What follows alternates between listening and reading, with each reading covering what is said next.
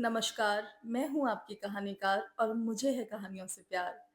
आज की रचना का शीर्षक है निर्बंध भाग 3।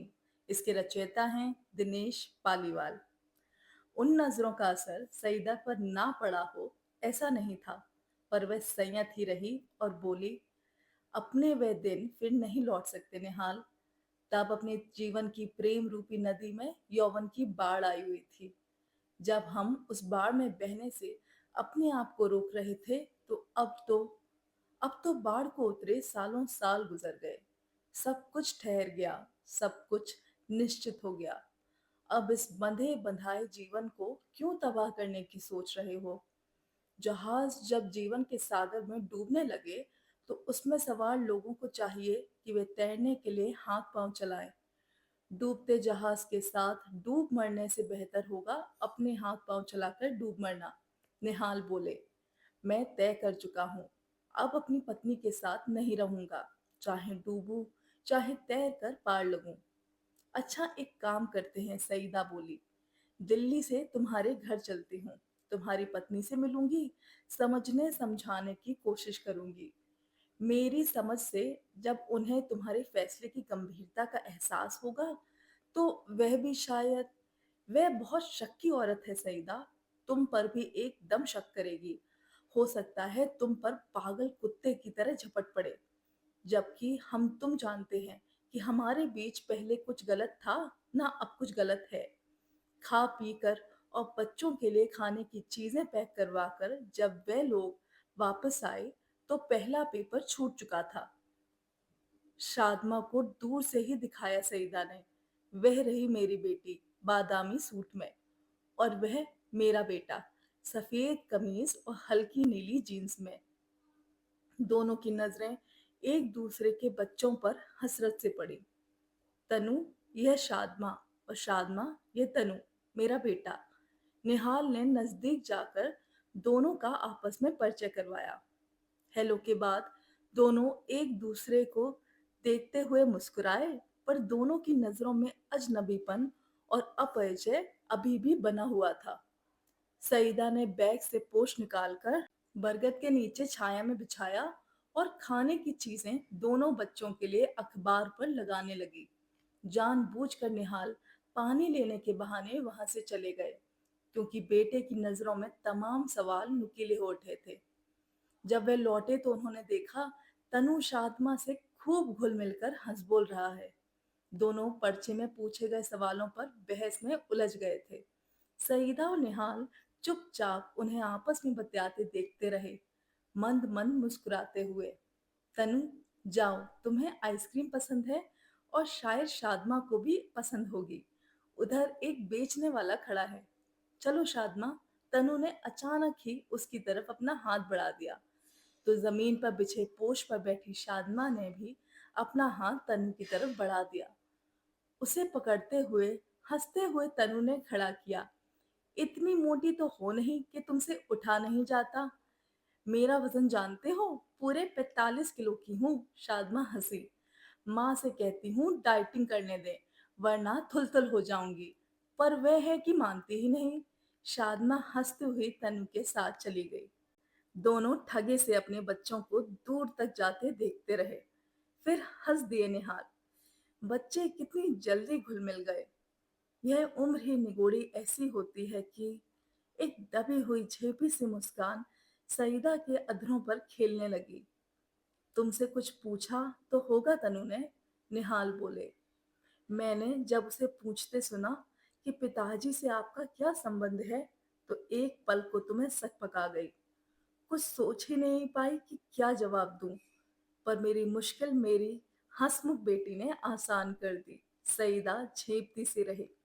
तुम्हारी बेटी ने क्या कहा? निहाल ने पूछा। यह कि यार कैसे बुद्धू हो तुम भी। तनु, अम्मी अब्बू के चेहरों और नजरों को देखकर नहीं समझ पाए अब भी?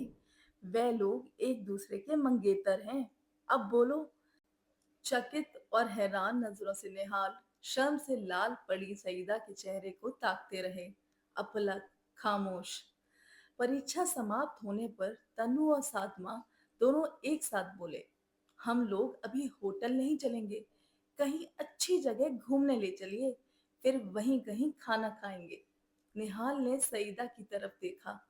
वह कुछ बोली नहीं। फैसला निहाल ने किया। शाम हो गई है, कनॉट प्लेस चलते हैं। हम लोग पालिका बाजार के ऊपर घास के मैदान में बैठेंगे।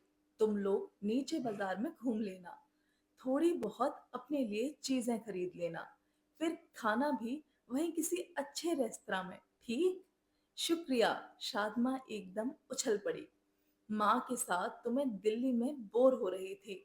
सुबह कहीं घूमने के लिए बात की तो ये ऐसी डरती रही मानो दिल्ली में हर आदमी हमें खाने के लिए बाहर घूम रहा है। यह अकेली थी ना बेटी। और फिर दिल्ली कोई छोटा शहर तो है नहीं। जो लोग इस शहर के अभ्यस्त नहीं हैं, वे इसमें अकेले कहीं जाने से डरते हैं। निहाल बोले, मैं हूं ना, अब तुम लोगों के साथ जितना चाहो घूमो। उन्होंने एक तिपैया को हाथ देकर रोका। लड़का आगे ड्राइवर के साथ बैठा और वे तीनों पीछे। सईदा उनसे सटी बैठी थी। एक बिजली सी दौड़ती रही रगों में। तेज हवा में सईदा का बुर्का उड़ता रहा। रह रह कर उसके चेहरे पर बालों की लटें आ जाती तो निहाल का मन होता कि वे अपने हाथों से उसके बाल ठीक कर दे। पर शादमा सईदा की बगल में बैठी थी। तिपैया रुक भी नहीं पाया कि शादमा और तनु उतर कर जाने लगे। निहाल ने उन्हें रोक लिया। लो, ये रुपया ले लो। तनु ने हाथ बढ़ाया तो शादमा सकचा गई। सईदा ने अपना पर्स खोलना चाहा तो निहाल ने उसका हाथ पकड़ लिया। तनु, तुम तो समझदार लड़के हो। पहले शादमा की पसंद की चीज उसे दिलवाना, फिर अपने लिए खरीदना। रुपए कम पड़े तो हम लोग बाहर बैठे हैं, ले जाना। दोनों चहकते हुए उड़ते से चले गए। निहाल ने सईदा की तरफ देखा। इस तरफ क्यों देख रही हो? रुपए गिन कर देने चाहिए थे। तमाम पकड़ा दिया आपने। पता नहीं किस में बर्बाद कर आए। सईदा साथ चलती हुई बोली। हमें बच्चों पर भरोसा करना चाहिए। निहाल हंसे। फिर दोनों जाकर पालिका बाजार के ऊपर हरी घास देखकर आराम से पसर कर बैठ गए। मक्के के फूल बेचने वाला आ गया तो निहाल ने एक पैकेट ले लिया। वे दोनों उन्हें चुगने लगे। अच्छे रेस्तरां में जब वे लोग खाना खाकर बाहर निकले तो तनु और शादमा बहुत खुश थे। सईदा ने पूछा, तुम लोग क्या लाए? ये तो बताया नहीं। क्यों बताएं? शादमा तनु की तरफ देखकर शरारत से मुस्कुराई। आप लोगों ने हमें हवा लगने दी कि आप लोग अब तक जिंदगी में। क्यों तनु? जैसे इन लोगों ने हमें सरप्राइज दिया, वैसे ही हम इन लोगों को देंगे। होटल पहुंचने में रात के 11 बज गए। अपने अपने कमरों की चाबियां दोनों ने बच्चों को दे दी। निहाल बालकनी की तरफ निकल गए। सईदा भी पीछे पीछे उनके पास पहुंच गई। नीचे सड़क पर तेज रफ्तार वाहन गुजर रहे थे। तुम्हारी लड़की मुझे बहुत पसंद आई सईदा। मुझे गर्व है कि तुम इतनी प्यारी बच्ची की माँ हो। निहाल ने मंद मंद मुस्कुराते हुए कहा। तनु भी तो अच्छा लड़का है। सईदा हंसी। बस जरा कम बोलता है। और तो सब अपने अपने स्वभाव